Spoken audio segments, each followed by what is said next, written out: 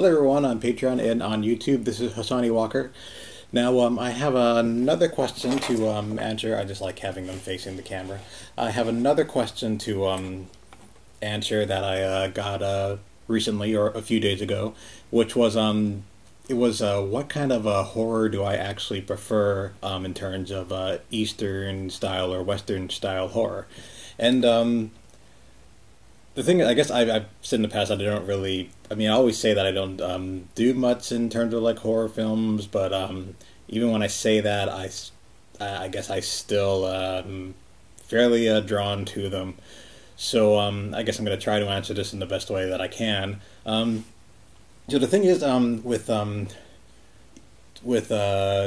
sort of more like Eastern horror, a lot of it seems to be driven more by I mean just by like thoughts or like emotions or could be just like a term. And the thing is, I once heard Aaron on Game Grumps actually talk about this, where I mean it does have a difference, but what I mean, if you've seen the work of like Junji Ito, which I'm not sure if I'm saying that right, but if not, he's definitely worth looking up online. Makes I mean he does a lot of different manga, and just his stories are very captivating. But the interesting thing is, I mean, he does have some stories that do have like a series, but there are stories that are just like segments of a theme. And what I like about this is that they're not. I mean, they don't like have like. I mean, it's all like red, so it's not like a jump scare kind of thing.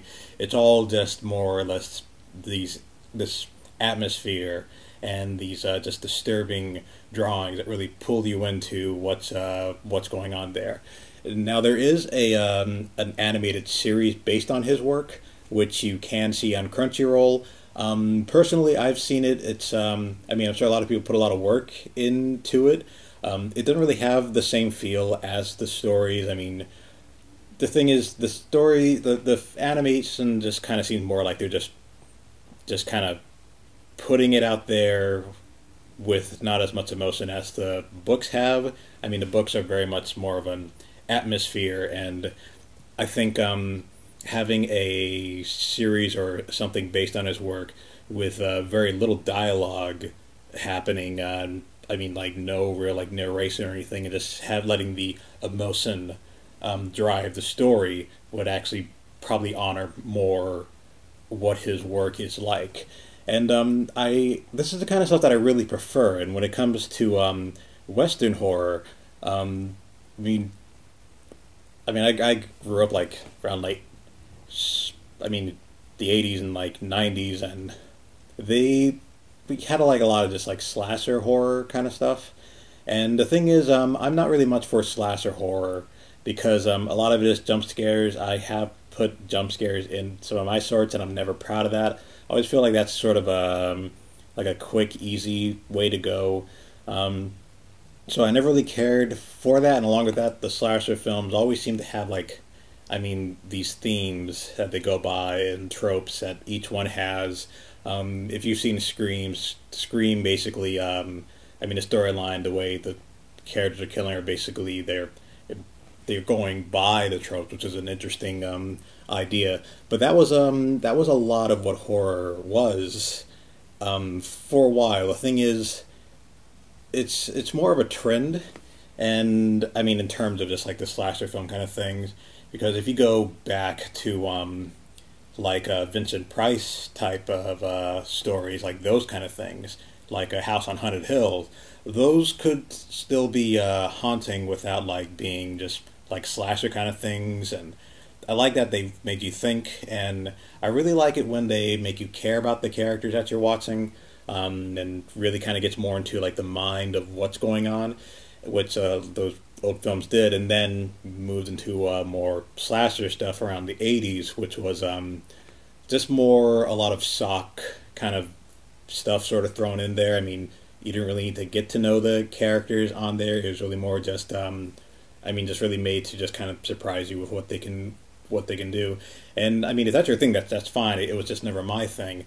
But what I like is that as we've moved into like now, I mean, we're seeing like another move into horror that is becoming less slasher and more just these interesting kind of ideas. And just like, I mean, different kind of takes, different kind of themes. It's almost more reminiscent of what Eastern horror would be, is what we're kind of going into. And I mean, that's what we're seeing right now. I'm sure that as it goes on, I mean, turns just seem to go in circles. So at some point, I'm sure that we'll go into another kind of like slasher mode of films. But at this moment, with films like A Quiet Place, for it's interesting to see that it's taking on a different form. And I think the reason why it takes on a different form, this is all, everything I'm saying, of course, is all just like my own, just stupid opinion, and just my own little thoughts. But the reason why I feel like horror can't, like Western horror can take a different form at this moment, is because not too many people are paying attention to it. And by people, I mean like producers, just like a lot of like, just like the big people aren't really like surrounding it. And it's the same as like with superhero films. I mean, when superhero films were, I mean, right now they're being made by fans, which is great because, you know, when you have a, I mean, you have like people like that making the Marvel films, and they really do go into what they love about it. But I mean, back in like the 80s, you had like the Batman film, and it was great because no one was really like the producers and studio heads weren't really aware of what this was. It was just, you know, make the film and it's fine. Once it became more popular and they were more focused on it, then it became then it became more of a toy driven kind of a thing. And horror right now is one of those things where, like, I mean, it's getting more notice. It's growing. I mean, you see like the film like It from the Stephen King book gets a lot more, has gotten a lot of notice. But yeah, it's they have more freedom, it seems like, at this moment. And another thing is, I guess, like horror is kind of like a quick thing to go if you're making an indie film. It's one, like, I mean, it's usually where people go when making an indie film, because it's fun. I mean, it's a fun genre to get into. But another thing, and I know I'm rambling and I'm kind of going off for a longer than usual on these videos. So I'm just gonna say one other thing that I like in terms of like Eastern horror stories or horror films compared to Western, and this is something that a lot of animators will bring up. The thing is with Eastern horror films, they can explore different mediums, and I mean, you see a lot more mediums. Like, even like I said, Junji Ito has an animated series, and I wish there was more like that in the States. Where, I mean, I read a Stephen King novel, and sometimes I will imagine it as a stop motion film, or even like a film that looks like something that like Don Bluth would have made.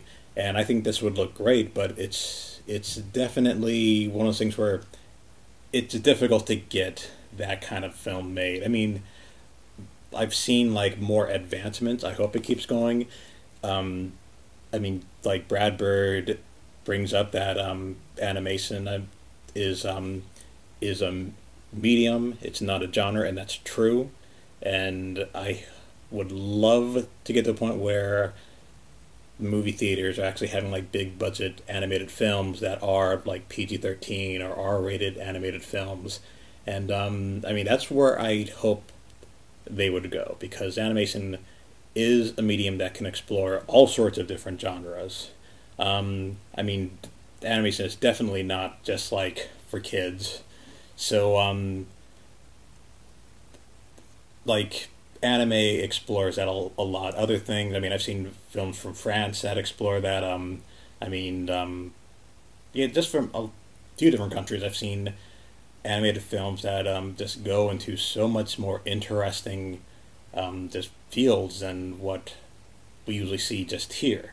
And I mean, like, if you've seen The Breadwinner, and I'm kind of going off on, I mean, I'm kind of moving away from the whole idea of horror. I'm just doing an animation right now. But if you've seen, like, The Breadwinner, I mean, that's an amazing film. I would love to see more like that. Films like Persepolis, that's a fantastic film.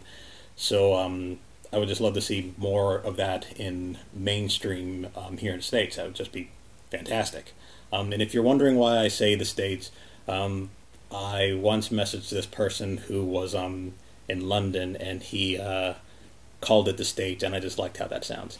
But yeah, so getting back on topic.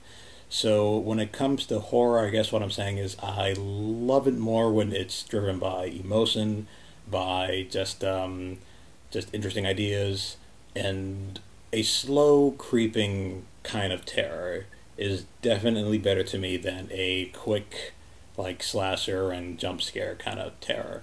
Although I do enjoy Five Nights at Freddy's, but yeah, I like the slow burn, and I like the creeping. I like when it takes its time, and yeah, that's always the best to me. So that's I guess those are my thoughts on it, and I probably said a lot more than I thought I was going to say.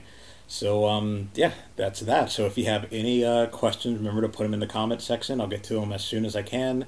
And if you want to help more animated films get made, or animated shorts like the My Bedroom Door series, you can show your support by becoming a patron. I don't know why I messed that up. My patron on my Patreon page at patreon.com/Hasani Studios. And also remember to go to my personal website, HasaniStudios.com.